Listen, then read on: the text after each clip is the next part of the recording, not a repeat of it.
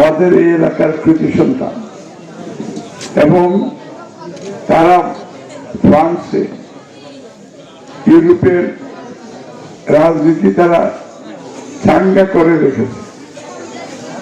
এখানে আমাদের ইউরোপের অনেক নেতারা আছে, ইউকের অনেক নেতারা আছে এবং আজকে সবাই এই নেতা করিম নেতা দাওয়াতেই কিন্তু ওনারা আসছে। এবং সবচেয়ে বড় আজকে আমাদের জন্য আমরা মহিদুর রহমান, উনি যুক্তরাজ্যে বিএনপিতে প্রেসিডেন্ট ছিলেনই, আন্তর্জাতিক সম্পাদক ছিলেন এবং উনি চেয়ারপারসন, বর্তমান চেয়ারম্যান, ওনার উপদেষ্টা কাউন্সিলের অন্যতম সদস্য এবং এখানে আমাদের জেলা বিএনপি প্রেসিডেন্ট আব্দুল কাইম চৌধুরী আসছেন। আমি একচুয়ালি সবার নাম নিতে চাই, কিন্তু এই সময় আমি একটু অন্য একটা জায়গায় আমি যাব, আমার আরো দুটো মিটিং রয়েছে, এই জন্য আমি ক্ষমা প্রার্থী। আর উপস্থিত আমাদের অত্র এলাকা, এই ওয়ার্ডের এবং এই ইউনিয়নের বিএনপি নেতৃবৃন্দ, উপস্থিত মুরব্বিয়ান, এই ইউনিয়নের এই ওয়ার্ডের অনেক সম্মানিত মুরব্বিয়ান এখানে উপস্থিত হয়েছেন, আমাদের যুবদল এবং আরো অনেক ছাত্ররাও উপস্থিত হয়েছে, সাংবাদিক ভাইরা উপস্থিত। আপনারা, আমি চলে যাবো, ওনাদের বক্তব্য আপনারা আশা করে শুনবেন এবং আমি এই জন্য আবারও আমি ক্ষমা চাচ্ছি যে এটা আগে যাওয়ার জন্য। তো আজকে প্রথমে আমরা তো একটা দল করি, সেই দলের মা কিছুদিন আগে মারা গেছে, আমাদের মাদার অফ ডেমোক্রেসি মরহুমা বেগম খালেদা জিয়া। সারা পৃথিবী যার জন্য দুঃখ প্রকাশ, শোক প্রকাশ করে, আর সে জাতিসংঘ তার সুপাত্তায় মাদার অফ ডেমোক্রেসি বলে, এইটা আমাদের জন্য বিশাল একটা চিহ্ন। আমরা সেই নেত্রীর জন্য আমরা দোয়া করব, আল্লাহ তাআলা যেন ওনাকে জান্নাত দান করেন। এবং আমাদের এখানে শহীদ প্রেসিডেন্ট জিয়া রহমান, এই দেশের প্রথম প্রেসিডেন্ট, মহান স্বাধীন বাংলাদেশের ঘোষক, ওনার আত্মার মাগফিরাত কামনা করছি।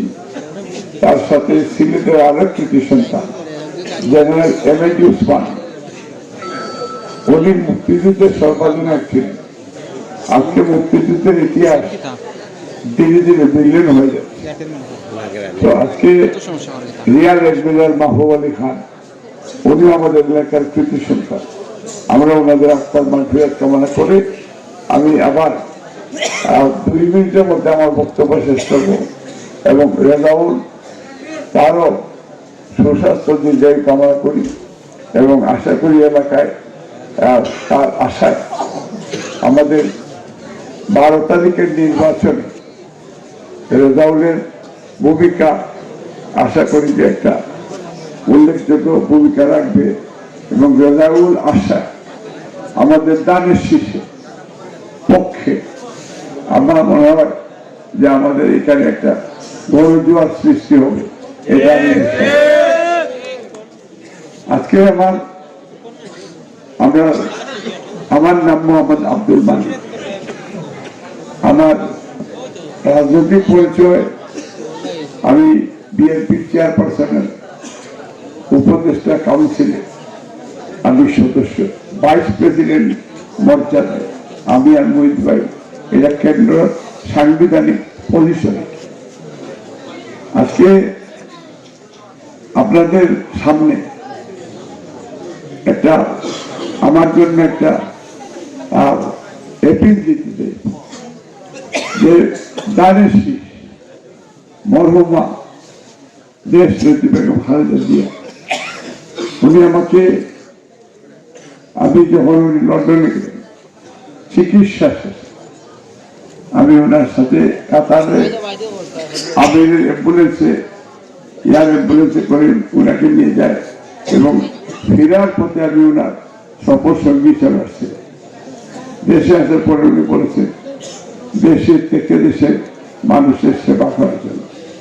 আমিও কথা দিয়েছি যে আমি দেশে থেকে দেশের মানুষের সেবা করবো ইনশাআল্লাহ। এবং আমি আমার সিটিজেনশিপ এবং পাসপোর্ট ব্রিটিশের কাছে ফেরত দিয়ে আমি বাংলাদেশে চলে আসছি বাংলাদেশি পাসপোর্ট দিয়ে আপনাদের সেবা করার জন্য। এখন দল দানের শীর্ষে আমাদের চেয়ারম্যান যারা তারেক রহমান সাহেব, আমাদের জুটের নেতৃবৃন্দরা, আমাদের ম্যাডাম খালেদা জিয়া মরহুমা, ওনারা আমাকে দানের শীর্ষের পক্ষে নির্বাচন করার জন্য নির্দেশ দিয়েছে।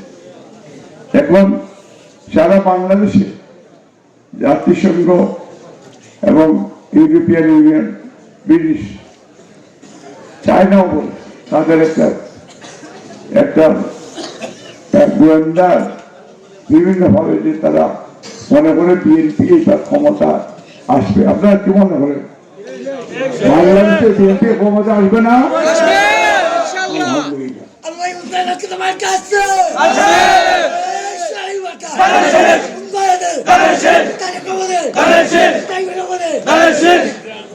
আজকে দক্ষিণ পালাগঞ্জ আপনারা দানের শীতের পক্ষে আপনাদের রায় আমি আশা করি।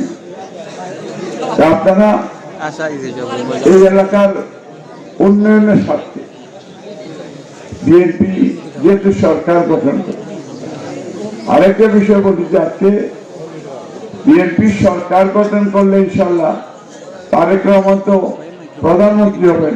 কি বলেন আপনারা? তারেক রহমান প্রধানমন্ত্রী হলে আর আপনারা যদি আমাকে আপনাদের মূল্যবান ভোট দিয়ে এই পার্লামেন্টে পাঠান, তাহলে এই যে এলাকার হাওয়ারের কথা রেজাউল বললেন, এলাকার রাস্তাঘাটের বিষয়, স্কুল কলেজ মসজিদ মাদ্রাসা, হিন্দু ভাইদের তাদের মন্দির এবং এলাকার সার্বিক উন্নয়ন ডেভেলপমেন্ট করা, এই এলাকাকে সেকেন্ড বিগেস্ট সিটি হিসাবে আমরা বিল্ড করবো। এই জন্য আমার জন্য যেহেতু চেয়ারম্যান সাহেবের সাথে আমাদের সুসম্পর্ক রয়েছে, আমি যদি কোনো এলাকার পক্ষে কোনো প্রজেক্ট সাবমিট করি ইনশাল্লাহ, তাহলে আপনি কি মনে করেন এটা কোন সরকারি কর্মকর্তা এটা রিপিট করবে না? রিপিট করবে? করবে না। এই জন্য উন্নয়নের স্বার্থে, এই এলাকার স্বার্থে দক্ষিণ পাড়াগঞ্জ এটা একটা অবহেলিত এলাকা হিসাবে তারা আমাদেরকে রেখেছে। এবং আপনি দেখবেন সিলেটের আপনার ওইদিকে বর্ডার পর্যন্ত উন্নয়নের ছোঁয়া লেগেছে।